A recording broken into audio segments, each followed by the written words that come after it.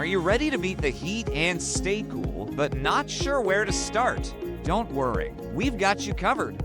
When it comes to selecting the right AC for you, there are a few key factors to consider. First up, let's talk room size. It's crucial to match the AC's cooling capacity to the size of your space. A unit that's too small will struggle to cool the room, while one that's too big will cycle on and off too frequently, wasting energy. Next, energy efficiency.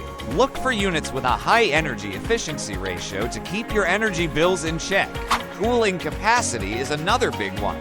You want to make sure your chosen AC can handle the heat in your area. Check the British Thermal Units BTU to match the AC's capacity to your climate. Now, let's talk type. You've got your split units and floor standing units. Split units are great for multiple rooms, while floor standing units are perfect for spaces without the right walls for installation. Last but not least, noise level. No one wants a noisy AC drowning out their favorite show. Look for units with lower decibel levels for a quieter, more peaceful environment. Follow us for more contents like this.